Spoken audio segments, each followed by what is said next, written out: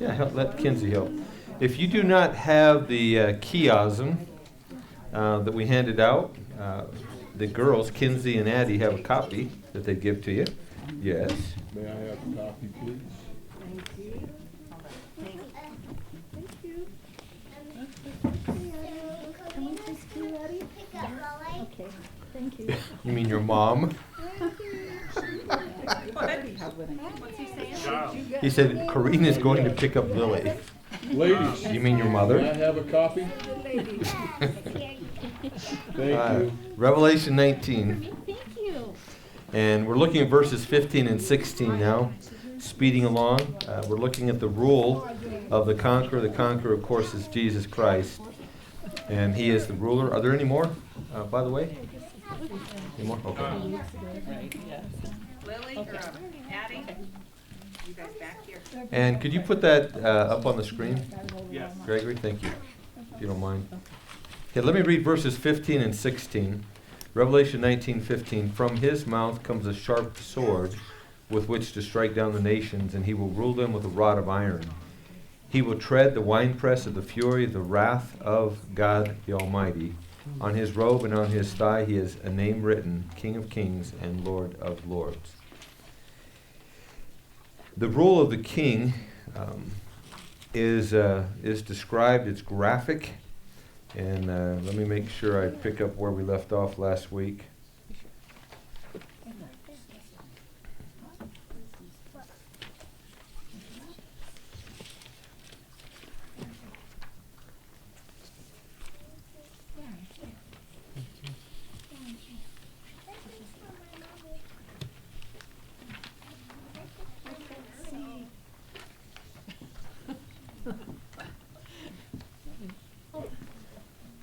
Does anybody have a copy that has a date on it? Caleb could Nope. email that to you, Pam.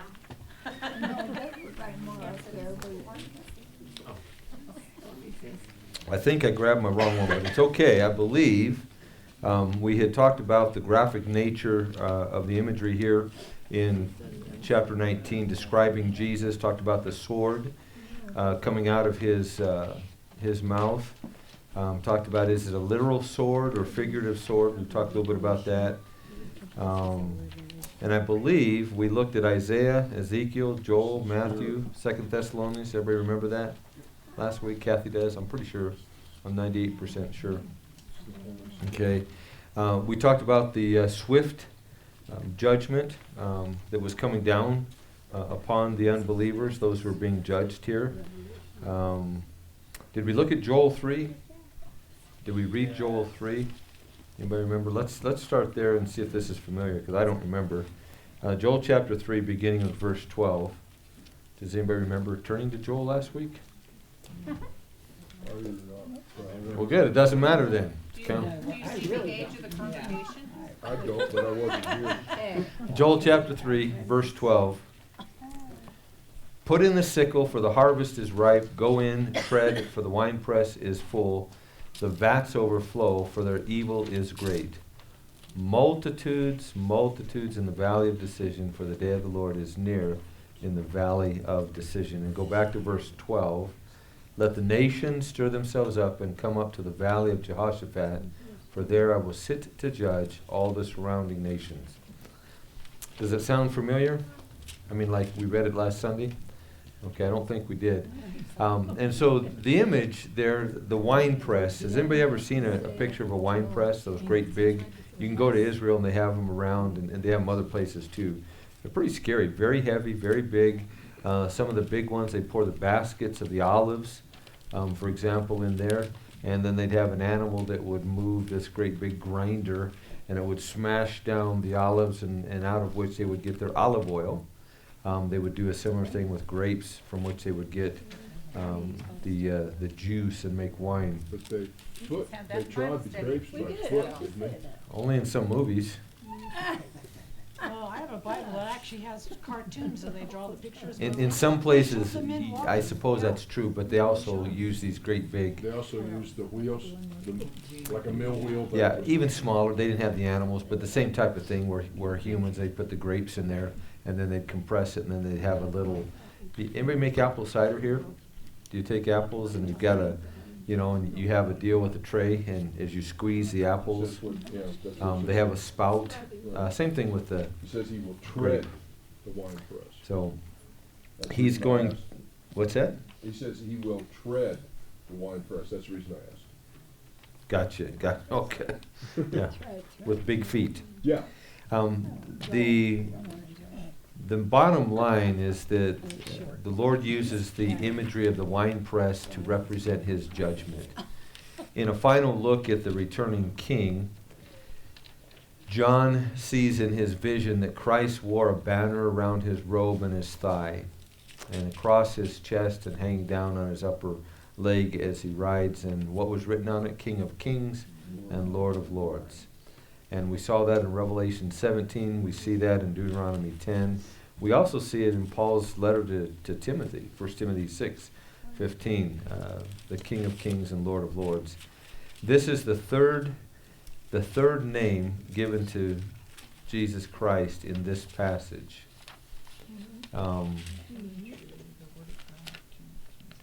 Fourth. You sure? Uh-huh. Well, I think so, because he's called faithful and true, okay, and then there was a name that no one knew, Right. the incomprehensible name, yeah, and then the Word of God, that's 3, okay. and then King of Kings. See, Pam Lord knows, of see, Lords. that's right, Yeah, you're right, yeah, you're right. that's right. Um, She's the Word answer is lady. right, not me. See, I was putting King of Kings and Lord of Lords Got a question? together in the Word of God and the There's incomprehensible another place name. where it does say King of Kings and Lord of Lords. So 4 times, 4 names that are given here. And this King of Kings and Lord of Lords is his sovereign, represents and recognizes his sovereign triumph over all the foes. It represents his absolute rule. And it's soon to be established. And then in verses 17 through 21, we'll begin looking at that today. And first of all, what have we looked at so far? When we looked in chapter 19, I'm talking about.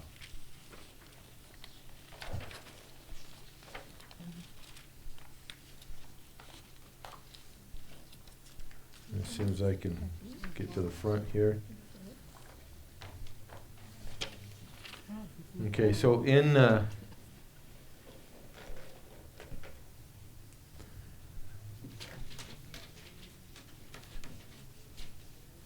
what do we see in the first 10 verses? Praise, Uh-huh. Rejoicing. Yes, praise. Hallelujah, hallelujah, hallelujah. marriage scepter of the Lamb. Yeah, marriage supper of the Lamb. Mm-hmm. So we see the marriage supper. And then we begin to see this new side, so to speak, of the Lord. And he is, the rest of the chapter, we see him as a conqueror. Okay? And we see 4 things about him as the conqueror. What's the first thing that you read? Beginning in verse 11, 12, and 13.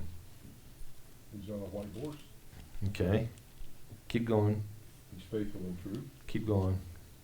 He judges and makes war. Keep going. His eyes are like a flame of fire. His head, Gone. Keep going. keep going. His Those robe are all is- true, by the His way. robe is dipped in blood. I remember us talking about the blood. Okay. We were asking That's whose true. blood is on the robe. Okay. Keep going. That's good. You Armies see of his heaven. power and authority? That's good. No. Well, Armies Now Kathy? comes a The sharp armies of sword. heaven, What's that? the armies of heaven.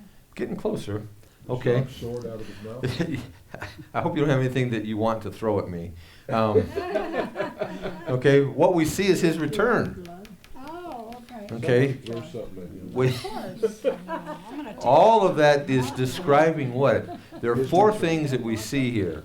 Lots of, I know some of you are ADD, all the details, and it's just fascinating. And it is, I agree with you. We need Um, the black, this Oh, that one doesn't, okay. can't see. Yeah, I couldn't remember if green was a good one, okay. Horrible. Well, then we will fix it. Okay, so that's verses 1 through 10, Out of his hand. Revelation 19. Okay, He's the conqueror. Hey, that's much better. Yeah. And the first thing, Mike, what is it? White horse. I like that, yeah. He's Smart aleck. returning. He's returning. Okay, so the rest of the chapter, we're seeing the conqueror. And we're seeing 4 things about the conqueror. The first thing is, he returns. And then Kathy, what was the thing, what did you say? Armies of heaven. Yeah, so he's returning what? He's returning with an army, okay? And somebody came up with this word, and it starts with R, so I've stolen it. Instead of just armies, but regiments. I'm not sure what a regiment is, but it's a bunch of armies, peoples. So he's returning with his army. This is the army of the conqueror, the regiment of the conqueror. And by the way, yes, Kathy? Mike's head is in the way. Can you put Mike.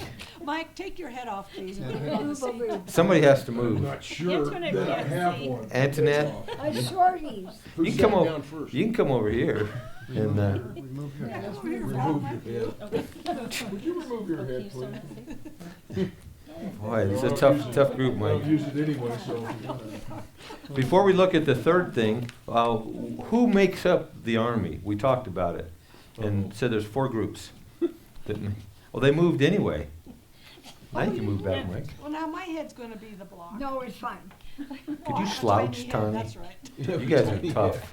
We need a better, bigger Your platform, podium's right? in the way. Or sloped.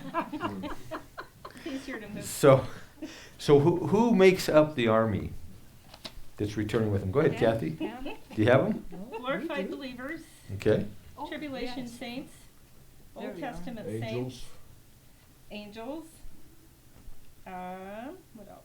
Golly, that's pretty good, huh? Hey, you Angels. guys. She's cheating. And those saved out of tribulation. Okay, what was 2 and 3? That's very good. 2 and 3, tribulation saints and Old Testament saints. And Kathy is the one that gave us each a journal to write in. Yes. She's Oh. reading this off Wow. a little script. I love it. I must have missed that Sunday. Oh, This is everything I wrote down last God, week. that's I great. know, I know.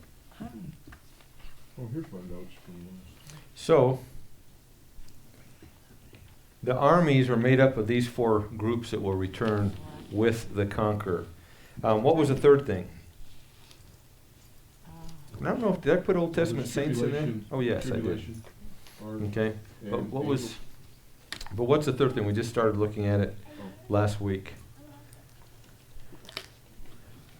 That's his rule, which is what we're looking at now. Okay, the rule, and that's verses 15 and 16. This is verse 11 and 13, and this is verse 14. And then we're looking, we looked at his rule, and then we're beginning the last part today, and that is in verses 17 through the end of the chapter. And what do you read there? Okay? Let me read it, and tell us what we're reading. Okay? The verses are 17 through 21. Beginning in verse 17, then I saw an angel standing in the sun, and with a loud voice he called to all the birds that fly directly overhead, come gather for the great supper of God, to eat the flesh of kings, the flesh of captains, the flesh of mighty men, the flesh of horses and their riders, and the flesh of all men, both free and slave, both small and great. Verse 19. And I saw the beast and the kings of the earth with their armies gathered to make war against him who was sitting on the horse and against his army. And the beast was captured, and with it the false prophet, who in its presence had done the signs by which he deceived those who had received the mark of the beast, and those who worshipped its image. These 2 were thrown alive into the lake of fire that burns with sulfur, and the rest were slain by the sword that came from the mouth of him who was sitting on the horse, and all the birds were gorged with their flesh. Okay. So this is describing what? Besides it's gory. The carnage, And the destruction, you ever wonder where, this is a complete random thought, where Alfred Hitchcock the birds. Oh, the birds. The birds, yeah. got Saw that. the idea for the birds? Ooh, that was horrible. Wow. I wonder. I can't go and check again. I wonder. What's being described here besides the goriness? Yeah. The ultimate is what? Justice? Righteousness, I don't I know. can't think of an R, but Righteousness? that would be an R, but no. Retribution. No, that's good. That's a good word. Gosh. Revelation. Okay, what has just been described? What? Annihilation. Oh, he's waiting to type it. Well, answer it correctly. What did we just describe? Okay? Decimation. The conqueror is coming back. He's returned with his army to rule. In order to rule, this has to happen. And we just read a description of what happened. The conqueror conquered his enemies, right? And so therefore he is Just say it. Tell us. victorious. Oh. I thought it began with an R. No, I said I can't think of an R. If you think of one, yeah, if you think of an That R, wasn't fair. that would be great. Yeah. I did say that I didn't have an R, but it's a victory, and so we'll take a look. We'll start today anyway, Yeah, that's what I and take a look at the victory that's being described here, which is quite graphic, and we will interpret what we can, and then we'll leave to the Lord what we can't. So once again, what we see here, beginning in verse 17 in this passage that we're looking at, is an angel that plays a key role. We see the angels are playing key roles in these end time scenarios over and over You have a again. new message from Greg Long. Message is yes. Let's listen. Greg, are you guys Hey, texting? teach You're children. here. Fill Are it you in, texting right? in class? He asked me a Bible question. Great Wall sitting right there. Alan, you have been found out. That is funny. Oh, okay. You have a text from Greg Wong. Oh, man. And so the angel here is once again playing a key role in the end time scenario that describes the apocalypse. John saw the angel standing in the sun. Interesting. I know, I thought that was interesting. Pam was sitting in the sun earlier today, warming up, working on her suntan. But I But it's- wonder how far down the angel, it says in the sun. Um, Photosphere, It the does say core, that, I doesn't it? mean, yeah.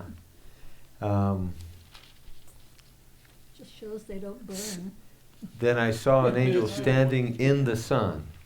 But does it mean in the sun or in the sun? You were sitting in the sun, Yeah, but you weren't in the sun. no.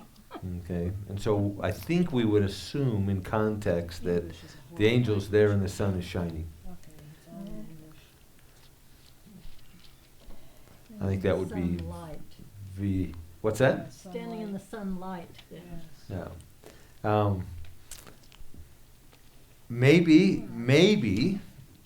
Maybe the angel is in the sun. Maybe the angel is in front of the sun. Well, I don't know. Maybe the angel in front of the sun is creating a partial eclipse. Some of you have made snow angels. Well, this is a sun angel, a big shadow of an angel, whatever that looks like on the earth. Interesting, though, isn't it? I think, I'll tell you where I would lean, is, because this is not an accident that this is mentioned, that he's standing in the sun. No. I believe that it's an eclipse, that the angel is somehow in front of the sun, and it's obvious, not just sitting on the bench being, you know. We need a battery. Catching rays. We need a battery in that, Caleb. Catching Like, rays. yeah. But the point most important, I think, is it's conspicuous. Yeah, It's prominent, it's obvious. and he's going to make an announcement.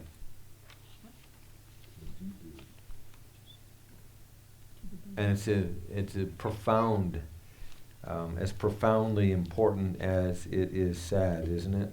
Mm-hmm.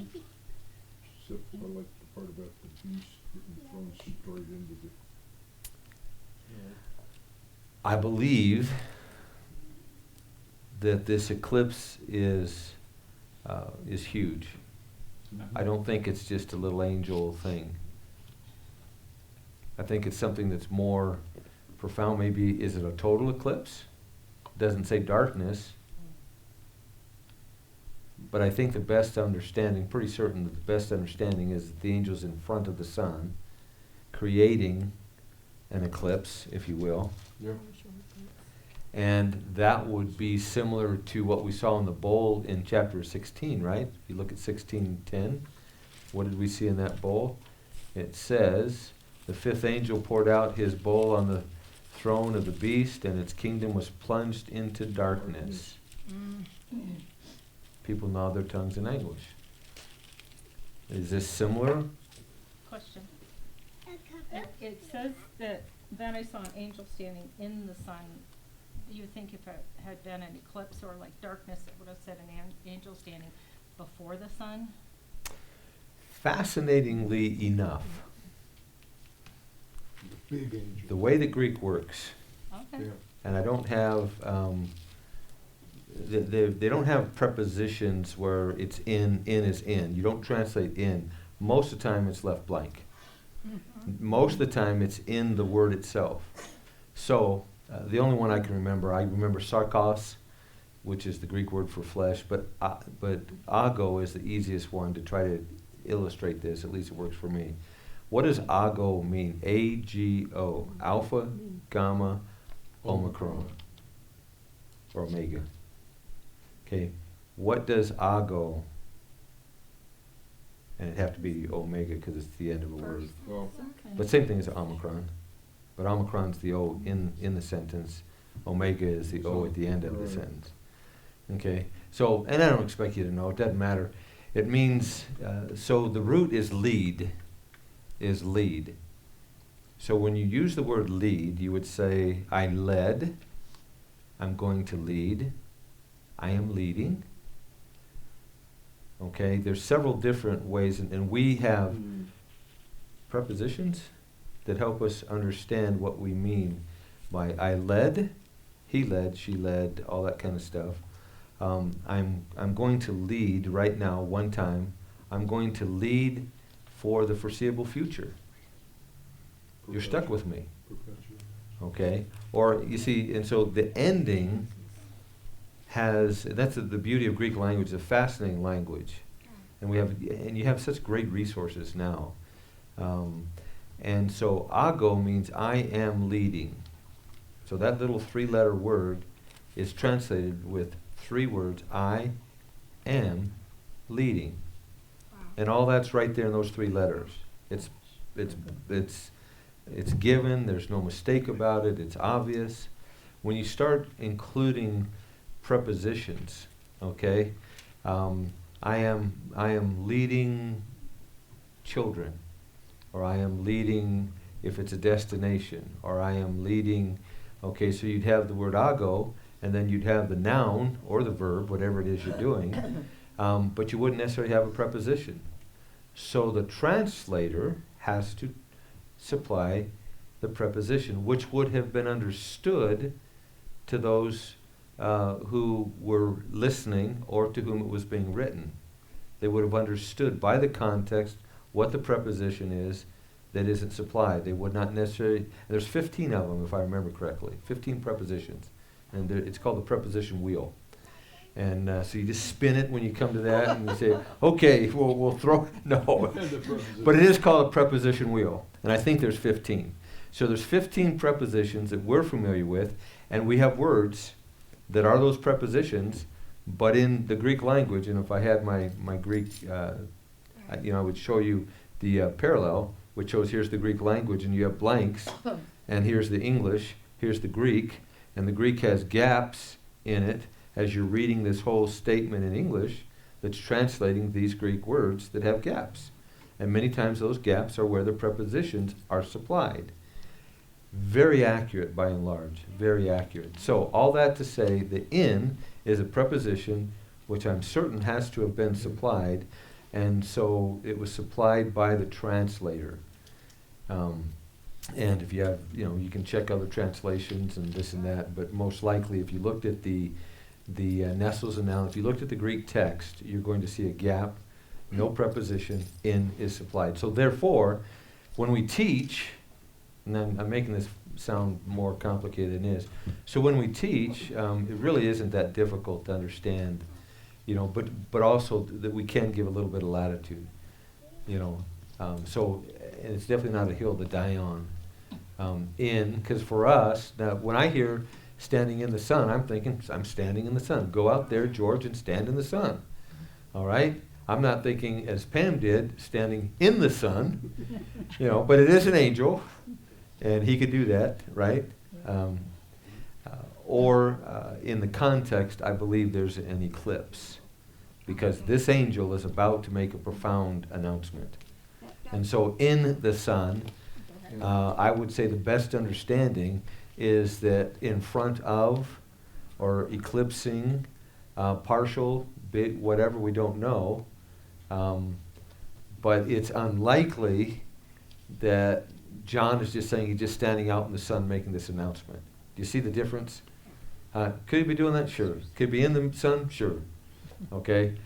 But what makes the most sense is that he is in the sun making this announcement. Can I just say one? Well, let me see if, Not a question. is it a follow-up to that? Let's finish It's a that. follow-up to what you're Okay. saying. Well, no, You're just saying it's just about the an eclipse. prepositions first. It's an eclipse. I see this messenger in front of the sun, so it totally blocks it out. Okay. And so that's what would say it is like an eclipse. Right. I'm very visual, so. That's a pretty Someday big we'll know. angel. Yeah, an angel, right, and the huge messenger, I mean, and it's only one, and I'm actually thinking it's Yeshua, God. The messenger angel could be Yeshua, it could be a messenger, but The it's problem so with much. that, however, is he's on a horse with a sword sticking out of his That's mouth. right, so, Can't be. He can be all, everywhere. anyway, with the loud voice, who has the most, biggest loud There's voice? 12 birds, I think that's fascinating. So and remember, the angels are a messenger of God. Yes, they are. They're a sent one. Right, And there is no reason from the context to say that that's Jesus, other than you have to insert that. I know, I'm just, But it's cool, I think it is. and make a cool painting for That is somebody. true. But before that, so Kathy, you asked the question that got us. Does that make sense? And any questions Yes, on it the? does. So sometimes in our English translations, the prepositions can be misleading, but understand how they come about. They're not translating a word in And- or by or any of the other prepositions. Okay? And so sometimes that simple understanding helps us to, maybe this is better understood slightly different. James. And who commands? The logic indicates that the birds, carrion birds, Who don't commands fly that? Only when it's Yeshua dark, can command that. so he's not blocking out the sun completely, at That's a least. good point. Or for a long time. He's right. Well, but. Let us move on. Block it out. No. No comment I on don't know of that? any bird that goes around at night, And who maybe an owl. commands? It's an observation. There's nothing There's to only one add or person who can refute. command the birds. What's that? Any clips There's only doesn't one block person out who the can light, command the birds and all that. just diminishes it. There is only one person who could command the birds and to gather them against. Yeah, there's only one. It says with a loud voice saying. Pam, to help birds the sister. that fly in heaven. Yeah, Pam, help the sister. Well, I would just say that they're obeying God. There you go. They Exactly. have that authority. Yeah. But And the only angel's just one announcing it. messenger, there's many messengers. There's only one and only. We're not even straining at a gnat. I think we're past the gnat. Oh, Here's the thing, And swallowing the sin. and this is the danger of revelation, is you start trying to interpret everything. The I see minutia. what you're. What we do know, we can state emphatically, and that is that Jesus is described here. It does say an angel, angelos is the word, Mhm. not Yeshua. No. So it is an angel. Angels are messengers, servants of God, Yeah. whether it's one or many. Okay, and God can command anyone to do anything Yeah. that he desires. So moving further down here, Fascinating discussion. So he's standing, the angel is standing in a conspicuous place, a prominent place. He's making this announcement. The lifting of this darkness earlier would explain how the smoke from Babylon's destruction was seen. Can you see smoke at night? Not if it's pitch dark. There has to be some light source that reflects the smoke so that you can see it, but they could see the smoke ascending from Babylon's destruction in chapter 18. But the darkness is going to blanket the earth again, and it's going to accent the flashing and the glory of the return of Jesus Christ. So when he returns, and I believe that's what we're talking about here, he's describing. Turn to Matthew 24. When Jesus returns here, he's the conqueror, and he describes what it's going to be in Matthew 24 and verse 29. He says this, "Immediately after the tribulation of those days, the sun will be darkened, and the moon will not give its light, and the stars will fall from heaven, and the powers of the heavens will be shaken. Then will appear in heaven the sign of the Son of Man, and then all the tribes of the earth will mourn. They will see the Son of Man coming on the clouds of heaven with power and great glory. He will send out his angels with a loud trumpet call, and they will gather his elect from the four winds, from one end of heaven to the other." So notice verse 29 again. "Immediately after the tribulation of those days, the sun will be darkened, and the moon will not give its light. So, and the stars will fall from heaven." This is the end of the tribulation. The conqueror is coming. He's coming with his armies. And the angel, and so looking at what Jesus said here in Matthew 24 and tying it into the end of the tribulation when this is taking place, then that implies, it doesn't imply, it states that it's total darkness. And now he says the angel standing in the sun, and so we would assume an eclipse, or even perhaps, as Jesus said in Matthew 24:29, total darkness. By the way, why would that be cool? Why would that be, I won't say necessary, but fascinating? Jesus is returning. Everything's, if it's pitch black, no stars, no moon, no sun, It won't be pitch black. no power, Because he's coming in his glory. His glory will light up. there you go. Yeah, because of his brilliant glory. Contrast against everything that's black. Now there's an image for Antoinette to picture and paint for us, right? That's right. Everything's black. Here he comes returning in his brilliant glory. And, and then again we picture everything else, the regiments returning with him. He's on a white horse, flaming sword, eyes of fire. We could go on and on. Now, turn to chapter 7, Revelation 7, and I'll have you help me by reading some of these. He volunteers you. So chapter 7, somebody read verse 2.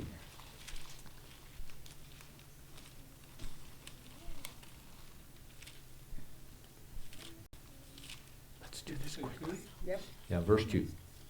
Then I saw another angel ascending from the rising of the sun with the seal of the living God, and he called with a loud voice to the four angels who had been given power to harm earth and sea, saying, "Do not harm the earth or the sea or the trees until we have sealed the servants of our God on their foreheads."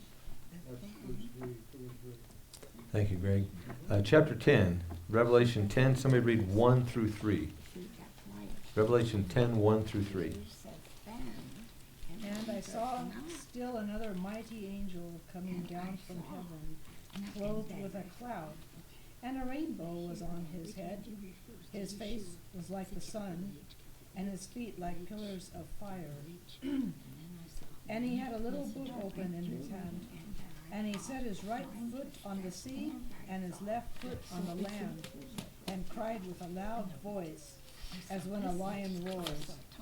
And when he cried out, 7 thunders uttered their voices. And turn to chapter 14.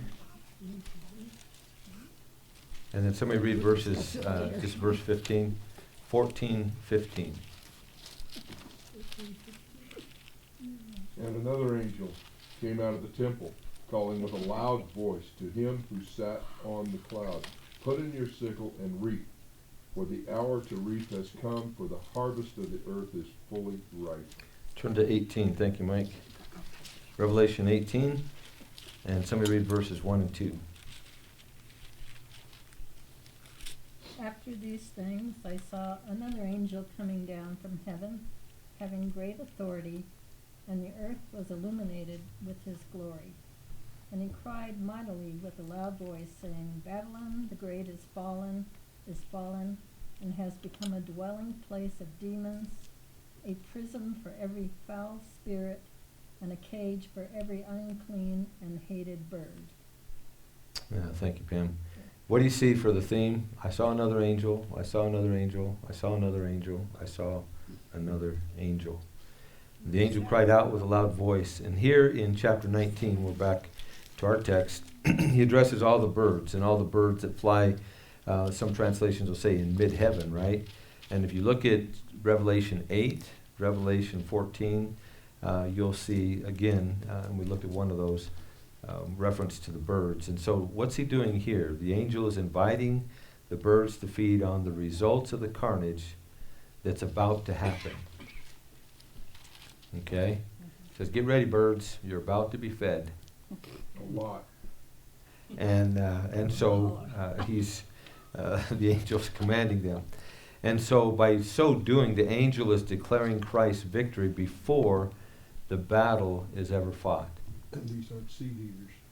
No. No. And his invitation to the birds is reminiscent of Jesus' words back in Matthew 24. We didn't read them, but let's turn back there. Before verse 29, it's probably not a bad idea to look at verses 27 and 28. So turn to Matthew 24. And verse 27 and 28. For as the lightning comes from the east and shines as far as the west, so will be the coming of the Son of Man. Wherever the corpse is, there the vultures will gather. Yep. And then verse 29, immediately after the tribulation of those days, the sun will be darkened, the moon will not give its light, the stars will fall from heaven, and the powers of the heaven will be shaken. Then will appear the glorious appearance of Jesus Christ. The sign of the Son of Man. Luke 17 says, for just as lightning comes from the east and flashes even to the west, so will the coming of the Son of Man be. Same thing. Actually, I was reading Matthew, but the same thing is stated in Luke's Gospel in chapter 17 in verse 37. The angels command the birds to come and get ready for the great supper of God. Is this the first time that birds have feasted No. on human carcasses? No, Old Testament. No. And is that what makes them unclean and hated, when we just read that other verse? Once they eat the carcasses of man, then they're unclean and hated. That would certainly make them unclean, eating dead things, touching dead things. And there's a whole slew, and there were these birds that were unclean. But where else do we read it in Scripture besides here? Old Testament. Yeah. Not a minor prophet. No. Not Daniel. Isaiah? Isaiah. Oh, very good. Well done. What chapter? I don't know. I did good just to Not say the first Isaiah. 10. Not chapters 20 through 66. Not 11 through 15. Turn to Isaiah 18, and we'll finish with this. Isaiah 18. Isaiah 18, 6. Yeah, read that, Mike. 18:6?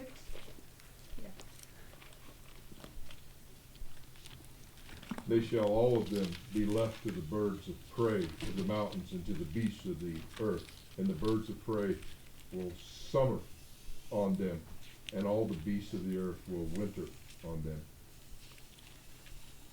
And in Jeremiah 7, don't leave there yet. I got one question, then we'll be finished.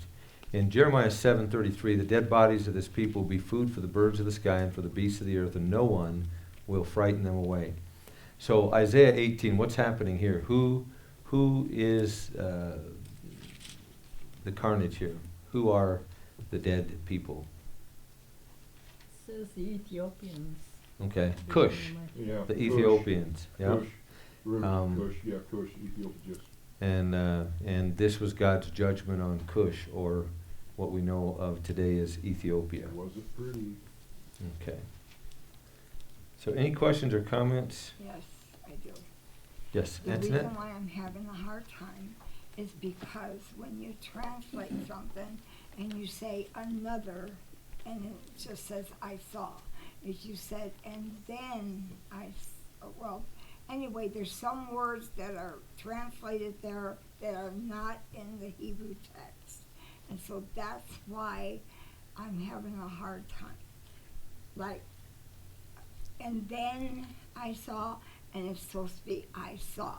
Well, none of these are going to be in the Hebrew text, because this is Greek. Yeah, if I do a study, I understand what you're saying. Okay. But I'm studying my Torah, and there are some words that are not there when they were translated, which gives a different interpretation. Mm-hmm. That's all I'm saying. But help me understand your Okay, if Hebrew. I say... Hebrew. If This is Greek. It's not, okay, it is Greek, it's Hebrew. I know, I'm studying because I know that what you said that other time, you need to know Hebrew, Greek, you even need to know Latin in some of these areas. But when you say, I lost my train of thought. I do that all the time. And, oh man, It's maybe okay. it's not important. I still love you. But if you say, and then I saw, or instead of saying I saw, gives a different interpretation of what you're saying. It So can, that- but I'm not understanding the Hebrew here. No, Are it's you not. talking about a Don't Hebrew take translation? the Hebrew thought out of your brain right now. Okay, it's But gone. the translation that I have doesn't say, and then. It says I saw. And then the word another is not there. And again, I saw. So when you translate it that way, it gives you a different interpretation. Okay, and so the question. It's not important for your Yeah, but it's good salvation. to, It's since you just a brought it up, lesson. because I'm curious, not about the Hebrew. So where is it being translated from? What is the? I have several Bibles at home, No. and this one's the scripture thing. So it We're- doesn't. We're out of time. I know. Is it It's from, But- okay. is it but- from the Greek? Then I Um, saw is in the Greek. I know, but Kai okay. hoeo. Take that out of your brain. What I mean, if you use certain words, it gives you a different interpretation of what you're saying. Because I got 5 or 6 different Bibles at home. We're just gonna have It's to on the internet. rely And we'll on have the to go Lord. home because And I know whichever you're all way, hungry. again, we can. For sure, and I do want to, and if you need to leave, go ahead. I'm going to put something, it's very quick, okay? And I love this, because it helps us understand and hopefully prevents misunderstanding and makes us better students of the Word. Yeah, Okay, I want there to. are, how many, Caleb, you may not answer. Mike, you may not answer. Ah, that's the college. Love it. How many original manuscripts do we have? How many original manuscripts are there anywhere in the world in terms of numbers? Mike, what did I tell You you? didn't tell me, you told him. I said Mike. I said Mike. Oh, did you say Mike? Yes. I think you just added. Didn't I, that. George? I think you just added. Throw that. something at him. I think you added that to the No, scripture. no. I said, Caleb, you may not answer. Mike, you may not answer. Okay. Oh, Alan did that to you, not me. Okay. 0. Okay, Mike was correct. There are no original manuscripts. Isaiah is. No, it isn't. In- No, Anson, please just listen. I will. Okay, and you'll find that I'm right, and you don't Alright. have to tell me I'm right, but it'll Okay. help all of us understand and prevent Alright, gotcha. confusion. That's what I want. All right. Okay, we use the phrase, I use it sometimes, original manuscripts. Okay. What I mean, what everybody means, whether they say it or not, is what? The oldest Copies. manuscripts. Oh, okay. There are no originals in Well, existence. Yeah, you're right on that. None, 0. Yeah. See, I told you would say I was right. Okay? Well, if you're putting it that way. There are old manuscripts from which these are translated. So you have the Old Testament and you have the New Testament. So the Old Testament is Hebrew. And it's not the modern Hebrew, it's what is called biblical Hebrew. Right. And so the manuscript you're referring to, Isaiah and others, the oldest manuscripts would be in Hebrew, and they're translated into what's called the Masoretic text. The Masoretic text is the Hebrew from which the Old Testament comes. Very, very little controversy over the Old Testament. Mm-hmm. Then you have the New Testament. The New Testament was in Greek, some Aramaic. Right. See, I know that. So, Aramaic was the language, Of Jesus' day. and we'll say it of Jesus, so that tells you this was the language of Israel for a period of time. Right. Okay? Greek was the world language because of Alexander the Great, made Greek the language around the world. And so when you went to other places, if you learned Greek, you could communicate, which was very smart. English is kind of that language by and large. There was one other thing I want to throw, this thing here, that's called the Septuagint. Right. And what is the Septuagint? The Septuagint is the Greek translation of the Old Testament. Hebrew. Of the Old Testament. By the way, during the time of Jesus, the Old Hebrew had pretty well died away. They spoke Greek. They didn't speak Hebrew. When they read the Old Testament, they read it in Greek. They read the Greek Septuagint, the 70 scholars that translated this into the Greek, and that is what they used, that is what they had. From the New Testament, there's two main ways to look at this. I need another color. Blood red.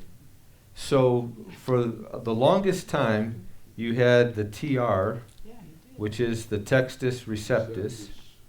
Right. Is that Tyndale? Yeah. The Textus Receptus is a Greek translation. It's a Greek New Testament. Right. Okay, from the Textus Receptus, you get the King James New Testament translated. The King Jamers also translated from the Septuagint, not from the Hebrew. So they're translating a translation which is always problematic. Here, they translated, the Textus Receptus was a Greek manuscript, we can call it, and from there they would translate it into English, and you have the KJV, you have the ASV, Young's literal comes out of that too. but basically everything. Then you discover the Dead Sea Scrolls were discovered, a massive discovery, and the modern New Testament is called Nestles and Allen.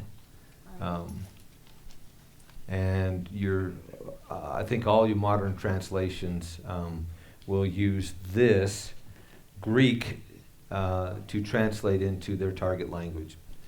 Tom Requat translating into Shimpier, and I don't know what he used here for the first 25 books of Genesis, but of course he's been referring, and he'll refer to all of them, translating the Greek into the Shimpier language. And the problem is you don't have words to translate. You don't even have words sometimes. Yeah. What's important, you have people today that are King Jamers, King James only. Right. They believe that's the translation. They believe they have to believe that the translation is inspired. I would say that's blasphemous at best, heretical, even though they're well-meaning, and I have some roots, I guess, that come from that. There is less than 1% deviation here. They want to make a big deal of these thous and ths. These thous and ths are nothing more than Shakespearean, we'll call it, because people understand that language of 400 years ago. Right. They didn't speak it before. It wasn't the language Jesus spoke. But there's a lot of misunderstanding about that. And it is from this great Greek text that the ESV and these others come from. And so when we translate into English, since that's our language, then they're going to use the Masoretic text or the Nessels and Allen text, Hebrew and Greek. And then they will go from the Hebrew to the English or from the Greek to the English. It's the best way to do it. In Greek and Hebrew both, but Greek is a very detailed language. It's marvelous that that's the language that would be used to preserve, to write this, and because it is so detailed. But you do have that prepositional, the nuance, and that's where you have to have the preposition wheel and spin it. When you have a translation, you want to ask one more question. Okay, and we'll use purple for that. Okay. Is it literal?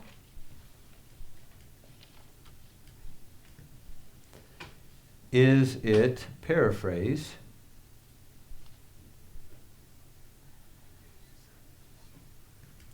Is it a dynamic equivalent? Right, Word for word. right. Or some combination of those? But basically, these are all translations fall into those three categories. King James is a literal translation. It's actually essentially literal. ESV is an essentially literal translation. Why does it say essentially? In Greek, your syntax and grammar is different. If you ever remember taking Spanish, their nouns come first, verbs are later. It's, they don't do it right. We do it right. Greek would be similar. If you translate literally, that is, you just translate it word for word, it would be convoluted, very difficult for we English-speaking people to read.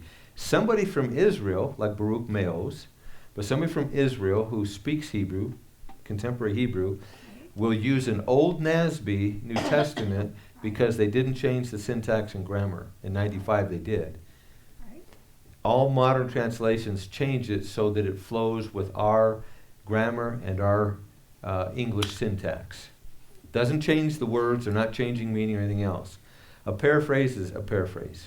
Right. You read it, Good News for Modern Man was one of the first earliest ones. Dynamic equivalent, also called a thought-for-thought translation, New International Version, and the New Living Translation are in that category. You know how popular the NIV is? I don't know. Hugely popular. Hugely. It's usually. Okay, and the New Living Translation is getting some. Both of those are dynamic equivalents, thought for You thought. said that was New Living Translation? NLT NLT? came out. I can't remember now. Within the last 20 years, I think. The NIV, and then they made a big change in 83, 85, which is bad. But they had 40 people that were reading the originals, and they said, this is what it means, and they would translate it. Versus those that say, this is what it says, and translate it. Do you see the difference?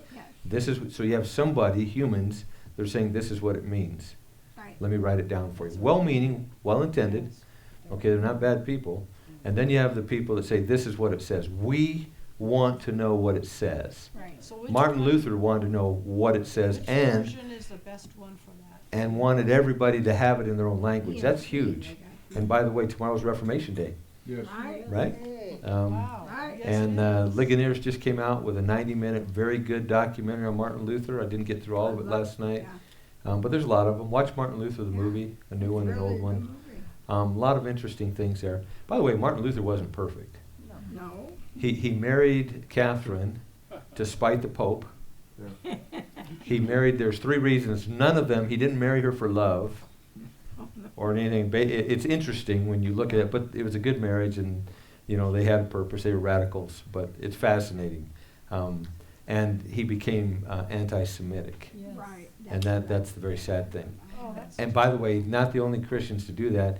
And part of it is they blamed the Jews. You crucified Jesus. Right. We need to be careful not to fall into We that. did. Right. Okay, thanks for staying. I mean, I know it's important that it's important that you understand Let's give them a hand. these concepts. And so when you look at the translation, whatever it is, just look at the history. It'll tell you. Okay. Okay, how did they translate it? What was used? And then also they will also have their philosophy. Right. Okay, they will tell you this is the approach we used when we went to it. And by the way, I think that there is profit from several translations. Matter of fact, I have some multi-translations. I have one that has 20-some translations, just the New Testament. I have one with 4. And it's interesting sometimes. And now online you can just... I know. But, okay, there was a question. Kathy, I think you had a question. Oh, I just missed the end of your sentence when you said all modern translations work with English, what? Septuagint. All modern translations work with English something. And I missed your last word. I didn't get it. Well, he was going so fast. He forgot. Well, I'm not sure. All English translations All will modern use... translations work with English something. I'm not sure. Like our understanding or our interpretation or... It wasn't grammar and syntax, was it? Trying to It was, come into... I think it was one word. Yeah, I don't know. Make up one. So what's I'll a own it. good version, do you think? English Standard Version, Oh, easily. you The like that NASB. one? The NASB's You guys like fantastic. What's the next New one Amer- from New that? American Standard, yes. Well, the Oh, ESV is American the top. Standard? No. It is because you got it I here. know. That's why you know. And the reason I have it is because I believe it's such a strong All right. translation. So, the ESV is a great one.